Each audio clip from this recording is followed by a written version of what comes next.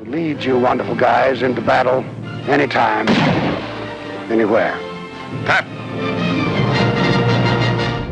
Patton didn't play by the rules. It opened with a speech so controversial the studio wanted it cut. The star nearly quit over a costume. And one scene, they used real soldiers who had no idea they were being filmed. These are 20 weird facts about Patton. And the bonus, let's just say even the director hated the ending. Stand at attention, this gets brutal fast.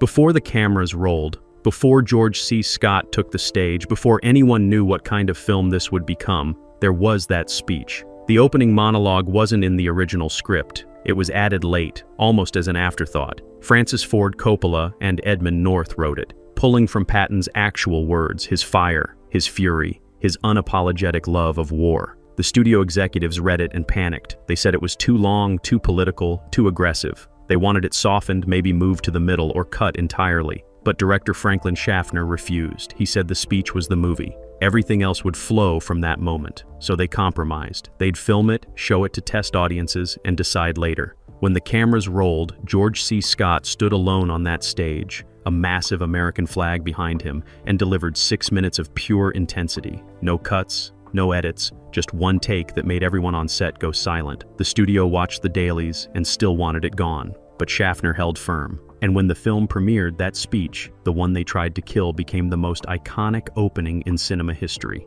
It wasn't safe, it was necessary, and it set the tone for everything that followed. George C. Scott didn't want the role. When Fox first approached him about playing General George S. Patton, Scott read the script and said no. He'd just finished a string of intense dramatic roles and was exhausted. He wanted something different, something lighter, anything but another larger-than-life military figure. The studio kept pushing. They offered more money. He still declined. They sent him historical research, books, letters written by Patton himself. Scott remained unmoved. Then Francis Ford Coppola, who'd co-written the script, called him personally. He didn't pitch the role as a hero or a villain. He pitched it as a contradiction, a man who loved war but understood its cost, a leader both brilliant and deeply flawed. That angle intrigued Scott, but what finally convinced him wasn't the character, it was the challenge. Playing Patton required physical transformation, vocal precision, and emotional depth all at once. Scott realized this wasn't just another war movie. It was a character study disguised as an epic. So he said yes, on one condition. He'd do it his way, no studio interference, no line changes without his approval. They agreed. And what started as reluctance became one of the most committed performances in film history. Scott didn't just play Patton. He became him, lived him, and refused to let anyone soften the edges. Followed my plan, I'd be there by now. I'd cut off the retreat of every damn German. The costume almost ended everything before filming even began. George C. Scott arrived for his first fitting and was handed Patton's iconic uniform, perfectly tailored, covered in medals, polished boots, the works. He looked at it and refused to put it on. The costume designer was stunned. Scott said the uniform felt like a costume, not clothing worn by a real soldier. He wanted it worn in, faded, lived in. The studio said no. These were replicas of Patton's actual dress uniforms, historically accurate down to every ribbon and insignia. They couldn't be altered. Scott threatened to walk off the production. For 3 days, production stalled while negotiations continued behind closed doors. Finally, a compromise was reached. They'd make 2 versions of each uniform, one pristine for formal scenes, another weathered for combat sequences. But Scott had one more demand. The famous ivory-handled revolvers Patton carried, they needed to feel real, not props. So the prop department tracked down actual period Colt 45s, had them modified for safety, and gave them weight, balance, authenticity. When Scott finally wore the full uniform with the real guns, something shifted. He stopped complaining. He looked in the mirror and saw Patton staring back. The costume hadn't changed that much. But the fight over it, that commitment to authenticity, it transformed how Scott approached every scene that followed.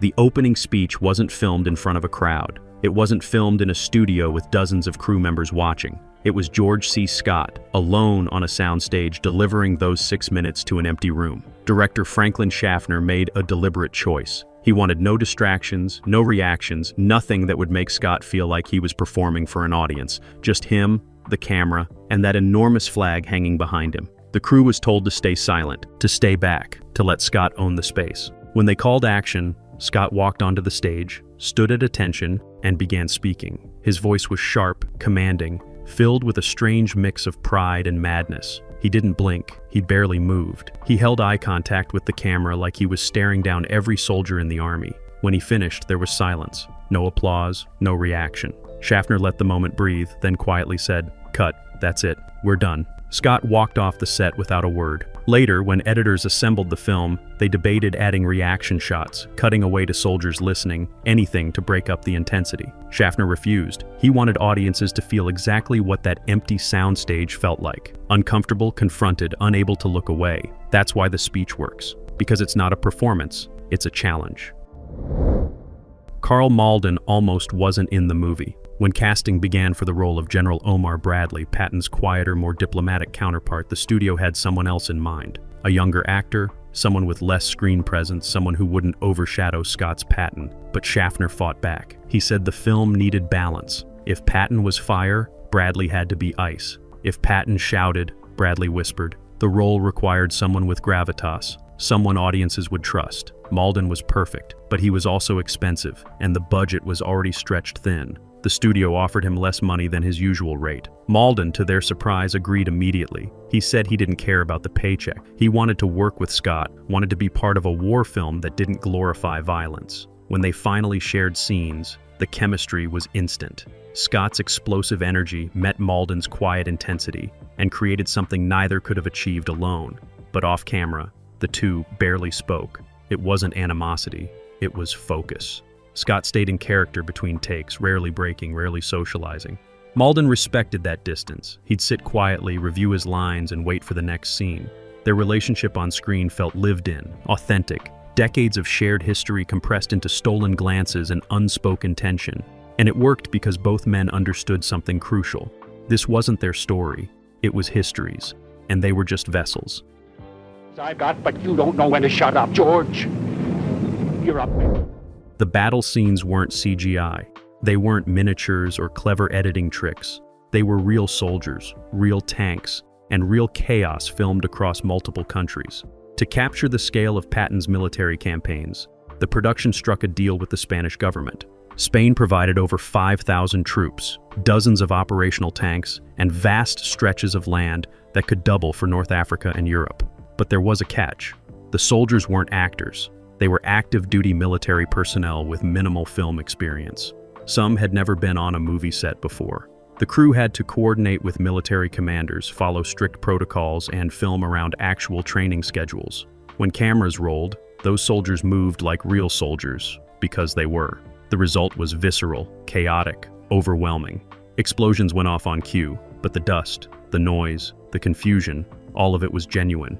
In some wide shots, you can see soldiers reacting to things off camera, breaking formation slightly, moving with real tactical awareness instead of choreographed precision.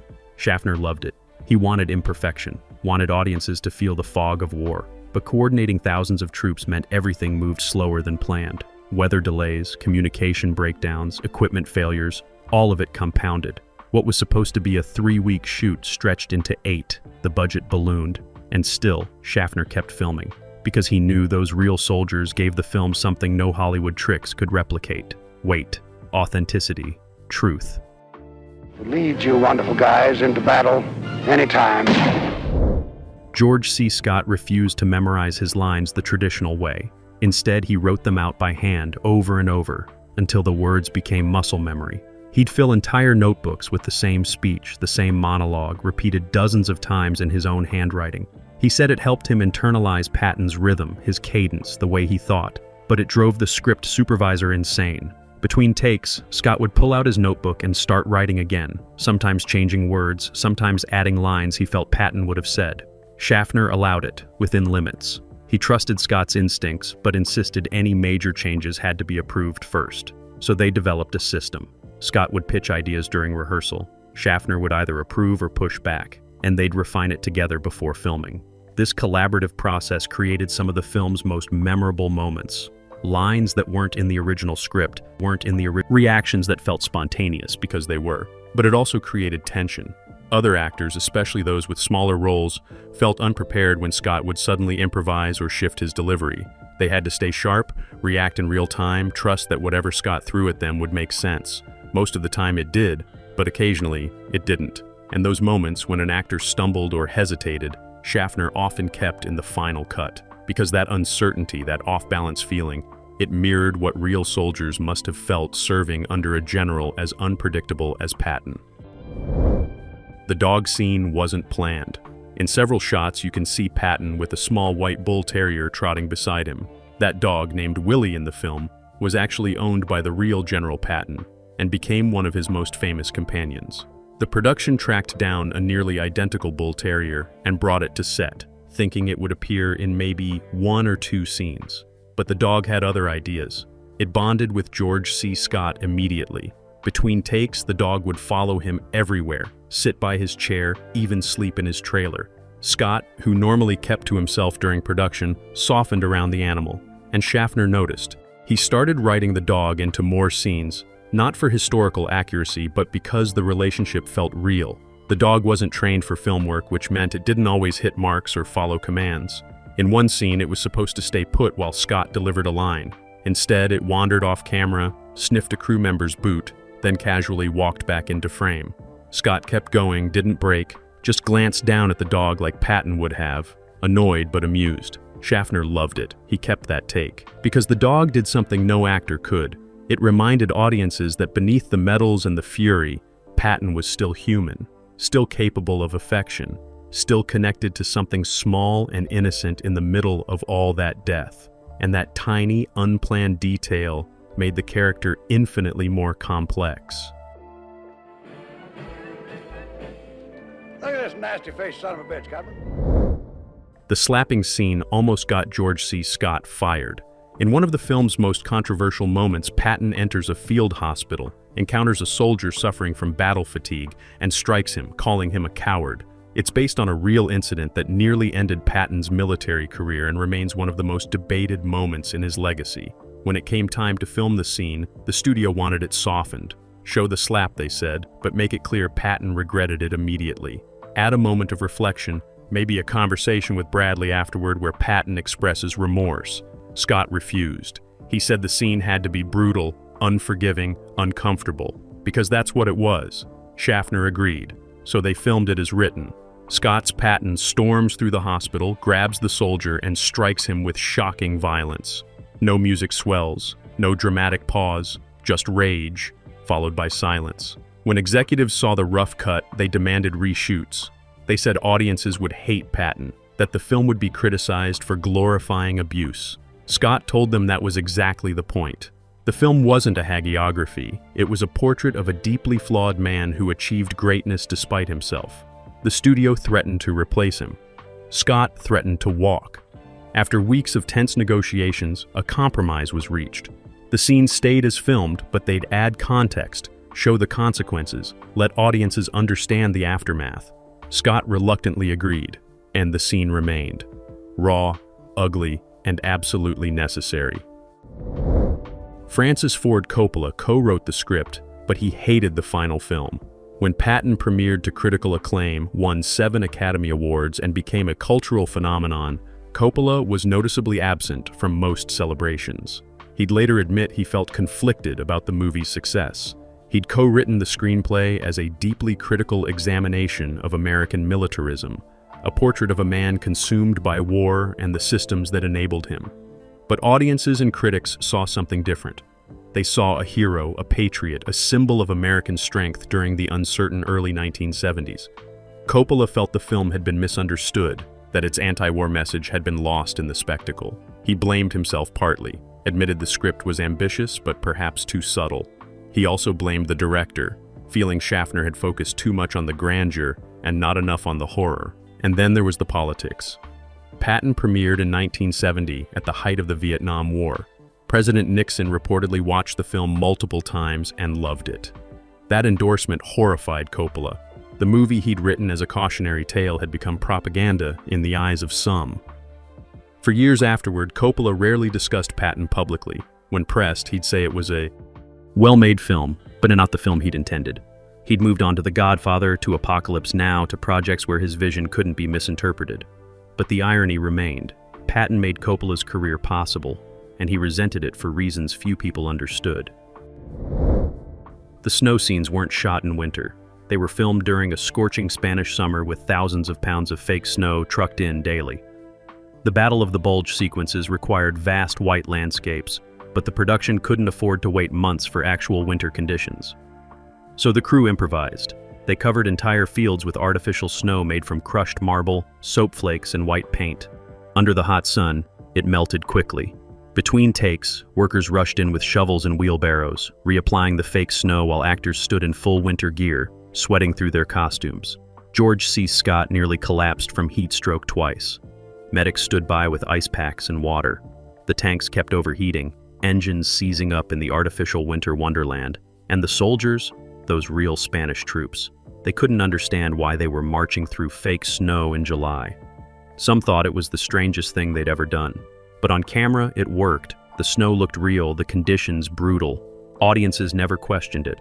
Only later, when crew members shared behind-the-scenes stories, did the truth emerge.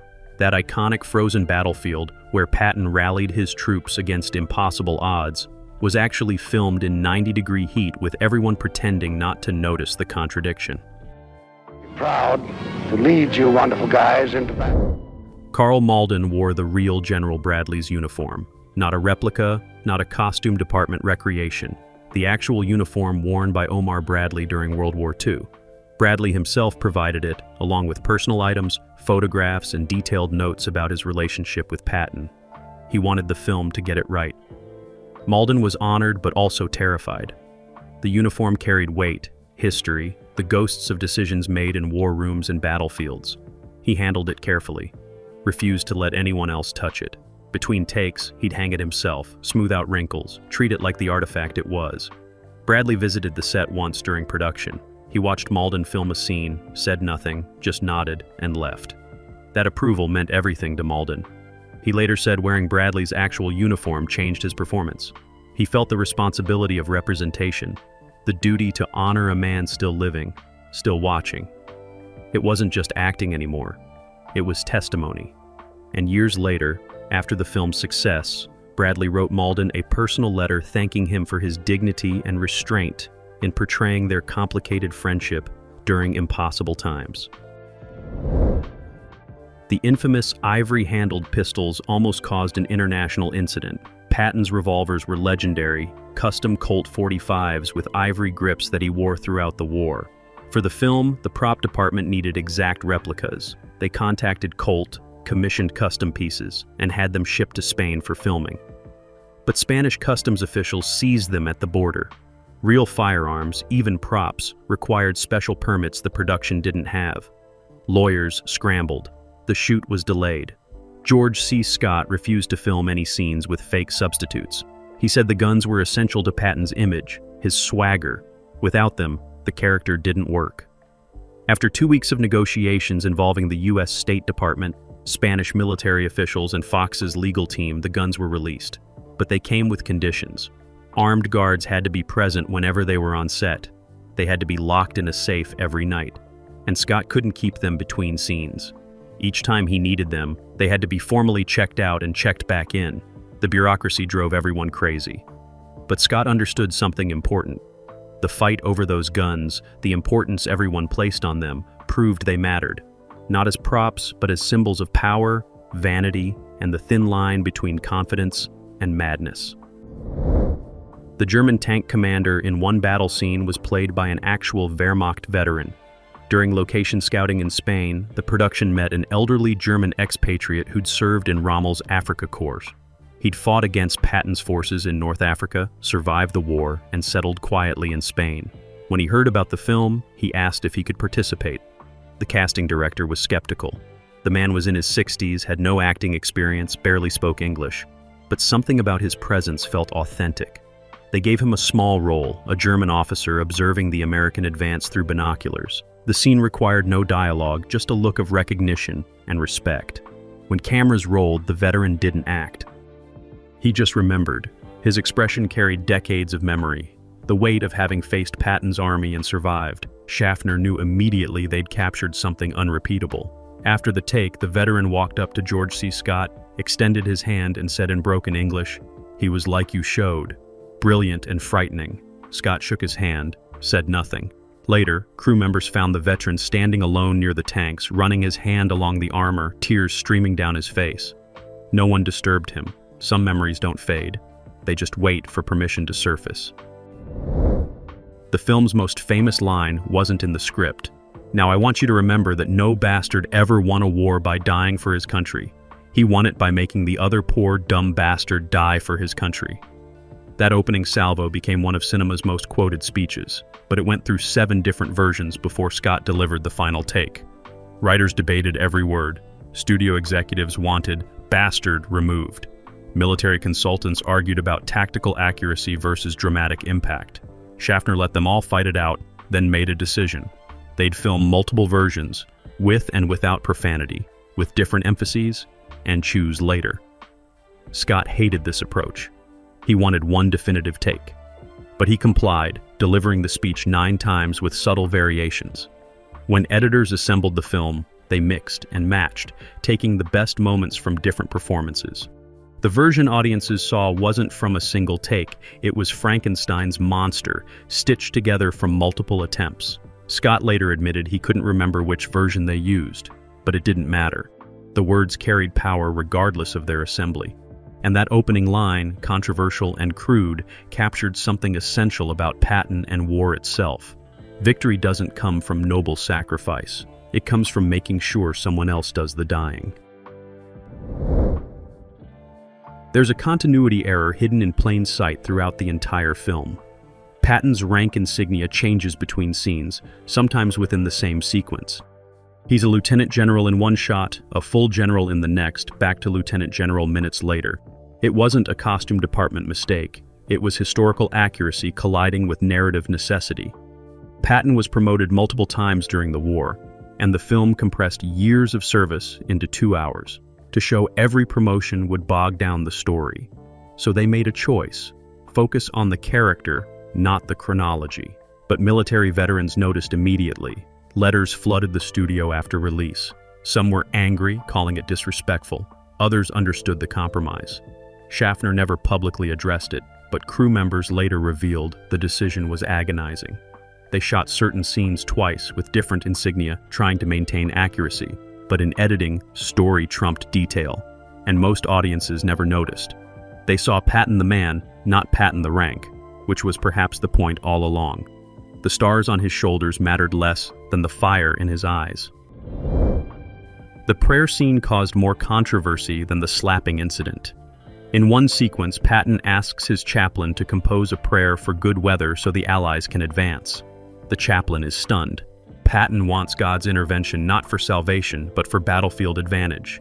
The scene is darkly funny and deeply troubling, revealing Patton's transactional relationship with faith. Religious groups protested before the film even premiered.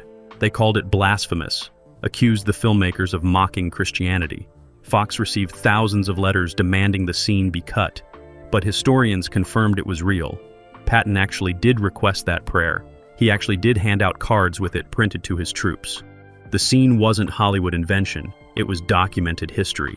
Schaffner refused to remove it.